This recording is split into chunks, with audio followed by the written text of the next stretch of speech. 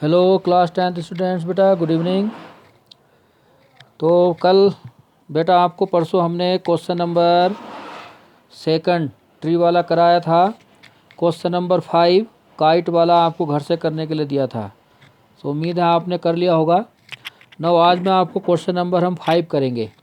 ये question number 5 जो है ये पुरानी बुक में क्वेश्चन नंबर 3 है। तो जिनके पास अगर नया बुक नहीं भी है तो वो 3 कर सकते हैं, इसलिए मैं पहले वही क्वेश्चन करा रहा हूँ जो पुरानी बुक में भी हैं। तो क्या है देखो 5 तो आपको कहा था आप करना, ठीक है। आज मैं करूँगा क्वेश्चन नंबर 6। क्वेश्चन 6 करते हैं। ये क्वेश्चन 6 जो है ये आपके ओल्ड बुक में क्वेश्चन 3 है। A 1.5 meter tall boy standing at some distance from a 30 metre tall building.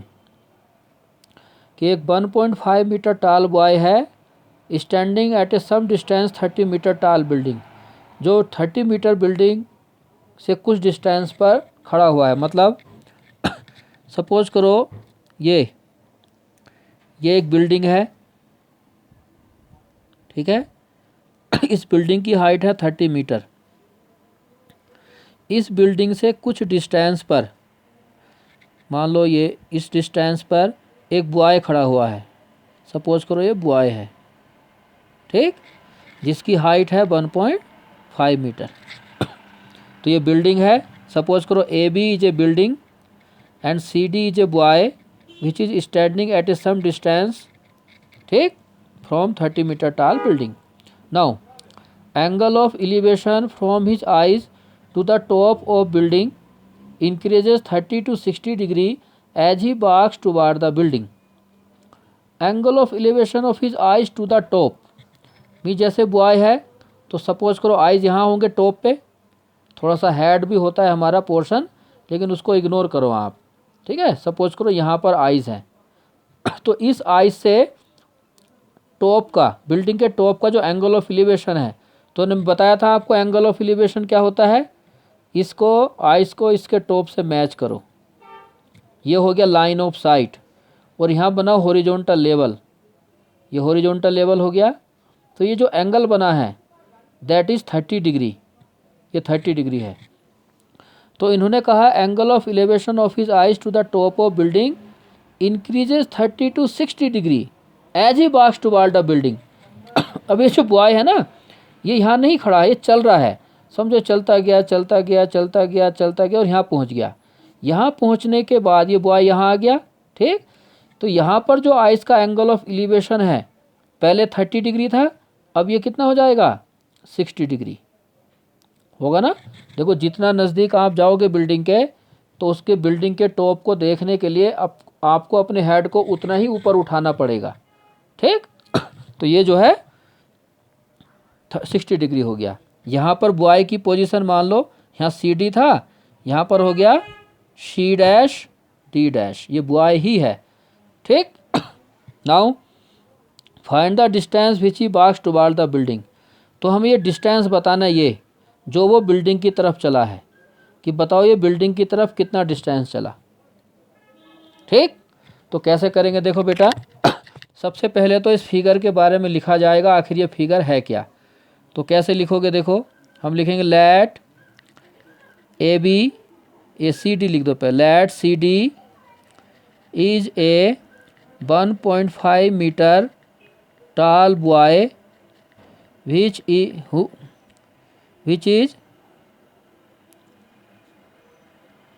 ABCD is a 1.5 meter tall boy which is standing at a some distance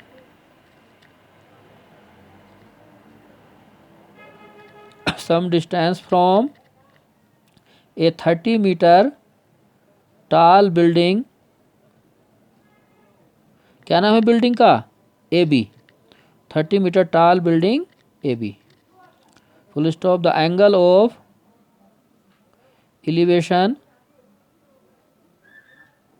of his eyes A C, देखो eyes कौन है C, of his eyes C to the top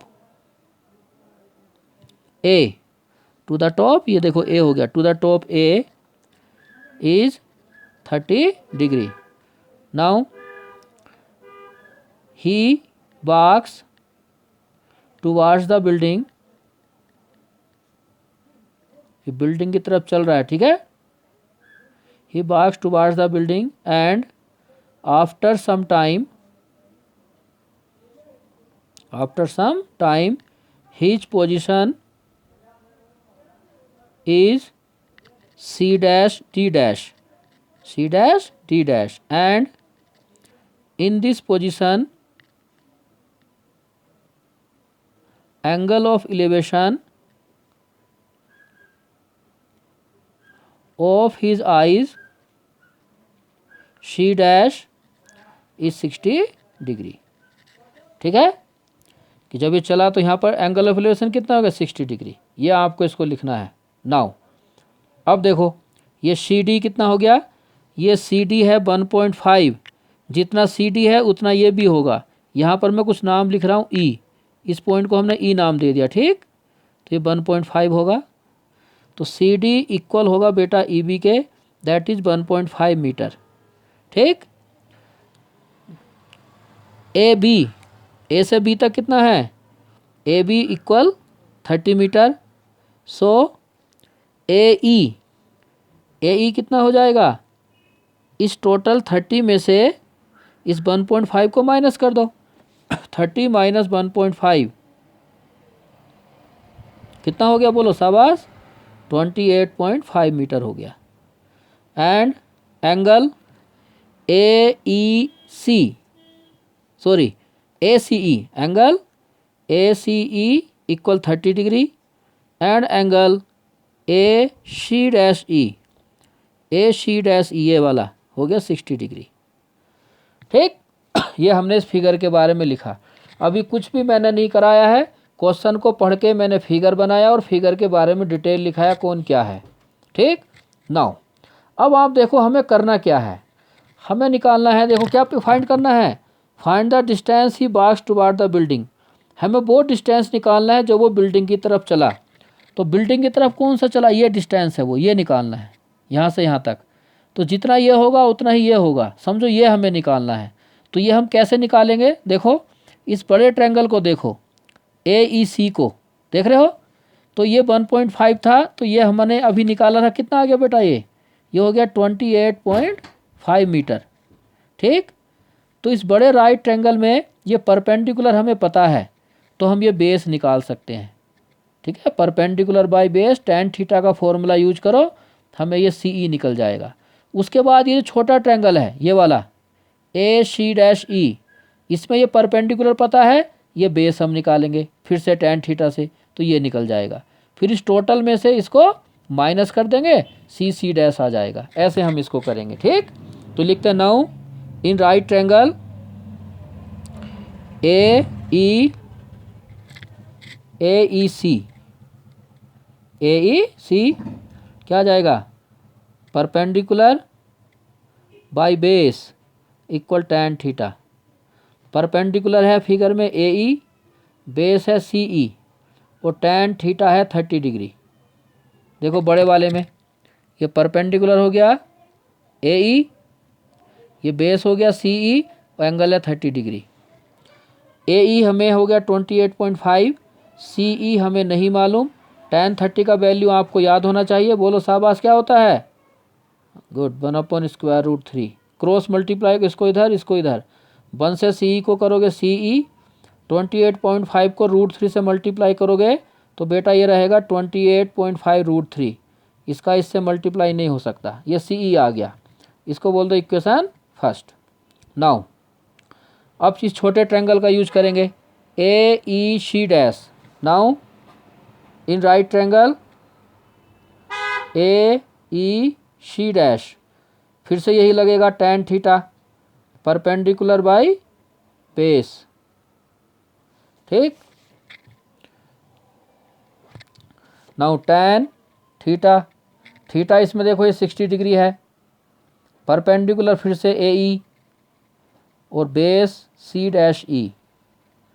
tan 60 degree का value होता है √3, ए ई हमें दिया है 28.5 और सी डैश ई हमें मालूम नहीं है।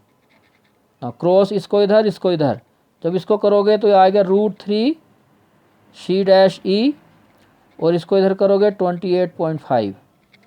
सो सी डैश ई हो गया बेटा 28.5, ये √3 आ गया इसके नीचे डिवाइड में। ठीक ना, इसको रेशनलाइज कर लो, यहाँ रेशनलाइज कर लो, √3 से मल्टीप्लाई कर लो, √3 से डिवाइड, यहाँ हम लिखेंगे multiply and divide by √3। So 28.5 upon √3, √3 से मल्टीप्लाई करो, √3 से डिवाइड करो। सो ये हो जाएगा 28.5 √3, √3 को √3 से करोगे बनेगा √9 और √9 का वैल्यू 3 होता है। या समझो √3 को √3 से क्या, √3 स्क्वायर से रूट कैंसिल, 3 आ गया, 3 से इसको कैंसिल कर लो, 3 9 जा 27, 15 पॉइंट लगाएंगे, 3 5 जा 15, 9.5 √3, ये हो गया बेटा C dash E, equation second. तो सी ई भी हमारा आ गया, सी डैश ई भी आ गया, तो ये हमें चाहिए ये वाला distance. So now the required distance which the boy walks towards the building equal to क्या होगा, वो होगा सी डैश इक्वल टू कैसे आएगा, सी ई माइनस सी डैश ई। सी हो गया बेटा ये 28.5 √3 और सी डैश ई हो गया 9.5 √3। तो √3 देखो यहाँ कॉमन है, तो ये हो गया 28.5 माइनस 9.5, 28.5 में से 9.5 माइनस करोगे तो बचेगा 19, तो √3 इंटू 19 का हो गया 19 √3 मीटर आंसर। सो ऐसे ही करना था। ठीक, नाउ अब देखो क्वेश्चन नंबर 7 देखो, from a point on the ground angle of elevation bottom and top of a transmission tower fix at the top 20 meter high building are 45 degree and 60 degree respectively, find the height of tower. बेटा इन question को बहुत ध्यान से पढ़ना, अगर question समझ में आया तभी ये क्वेश्चन आएंगे, वरना कुछ नहीं होगा। और ये सब लेंथी क्वेश्चन है, लॉन्ग क्वेश्चन आते हैं, सब 10 नंबर के आएंगे एग्जाम में, 7 नंबर का या 10 नंबर का, जो हाईएस्ट क्वेश्चन आंसर होगा वो इसी से आता है लॉन्ग में। तो क्वेश्चन को अच्छी तरह समझो तभी ये क्लियर होंगे। तो कहा है from a point on the ground angle of elevation bottom and top of a transmission tower at a 20 meter high building, means एक बिल्डिंग है, सपोज करो ये बिल्डिंग था, ठीक, इस बिल्डिंग के ऊपर एक टावर लगा हुआ है, ट्रांसमिशन टावर, सपोज करो ये टावर है, ठीक, और ये जो है ये है आपका ग्राउंड, ये ग्राउंड हो गया। तो from a point on the ground, ground पर एक पॉइंट है मान लो ये, यहाँ से टावर के टॉप का, टावर का टॉप ये हो गया, टावर के टॉप का एंगल ऑफ एलिवेशन, और यहीं से टावर के फुट का, टावर का फुट ये हो जाएगा, ठीक, उसका बॉटम जो हो गया, angle of elevation are 60 degree and 45 degree. भाई टॉप का एंगल ऑफ एलिवेशन है बेटा 60 डिग्री, टॉप का यहाँ से यहाँ तक 60 है, और जो बॉटम है ये है 45 degree. Find the height of tower, बताओ इस टावर की हाइट क्या होगी। तो कैसे करोगे आप बेटा, पहले लेट कर लेना, अब मैं नहीं लिखाऊंगा, आपको खुद लिखना है, मैं यहाँ बोल रहा हूँ आप खुद लिख लेना, ठीक। Let A B is a tower and C A, sorry गलत बोल गया बेटा, let A B is a building and C A is a tower fixed on the top of building, and from point D on the ground angle of elevation of top C of tower is 60 degree and angle of elevation of bottom A of tower is 45 degree and height of tower is 20 meter, tower की height 20 meter है, ठीक, ये हो गया। तो हमें ये सी ए निकालना है, ये कितना होगा, ठीक। तो ये आप खुद लिखेंगे बेटा, मैं नहीं लिख रहा हूँ, या अपनी तरफ से भी आप खुद बना के लिख सकते हैं, इस फिगर के बारे में लिखना है। ठीक है, तो कैसे करेंगे देखो इस क्वेश्चन को हम, देखो कैसे करूँगा मैं, हमें ये पूछा है तो बेटा मैं क्या करूँगा, मैं इस ट्रायंगल का यूज करूँगा। देखो ABD का यूज करके पहले BD निकालूंगा, BD, उसके बाद मैं बड़ा ट्रायंगल लूँगा ये CBD। अब ये हम निकाल चुके होंगे, इसका यूज करके हम फिर BC निकालेंगे, फिर इस BC में से इस AB को माइनस कर देंगे, CA आ जाएगा। ऐसे करना है, ठीक है। तो लिखते हैं now in right triangle ABD, फिर से वही आएगा perpendicular by base equal tan theta. Perpendicular है बेटा 20, बेस है BD और tan थीटा है छोटे वाले में 45 डिग्री, और tan 45 की वैल्यू 1 होती है, ये आपको याद होना चाहिए। tan 45 degree equal 1। क्रॉस कर लो इसको इधर, इसको इधर, जब इसको इधर करोगे इसको इधर करोगे तो 1 से 20 हो गया 20, 1 से BD को करोगे तो BD, सो BD हो गया आपका 20 मीटर। ये BD आ गया बेटा 20 मीटर। अब बड़े ट्रायंगल का यूज करो। Now in right triangle CBD, ठीक, फिर से वही लगाएंगे, perpendicular by base equal tan theta. Perpendicular है बेटा CB, ये है परपेंडिकुलर पूरा CB, और बेस है बेटा DB, और थीटा है 60 डिग्री। CB हमें नहीं पता, लेकिन BD हमने निकाल लिया था, कितना था बेटा 20। BD लिखो या DB लिखो एक ही बात है, और tan 60 होता है √3। क्रॉस करो इसको इधर, इसको इधर, सो हो गया CB इक्वल 20 √3 मीटर। CB आ गया। नाउ जब CB आ गया तो अब हम CA निकालेंगे। नाउ CA हो जाएगा बेटा CB माइनस AB। देखो CB टोटल में से इस AB को माइनस कर दो, सो CB था बेटा 20 √3 और AB था 20, सो आपने माइनस करोगे, ऐसे माइनस नहीं हो पाएगा, ये 20 कॉमन ले लो, 20 कॉमन ले लिया, √3 माइनस यहाँ कुछ नहीं बचा तो 1, वो ब्रैकेट क्लोज। सो कितना आ गया 20 ब्रैकेट √3 माइनस 1। यही है आपके टावर का height. Therefore height of tower is 20 bracket √3 minus 1 meter. ठीक, ऐसे करना है।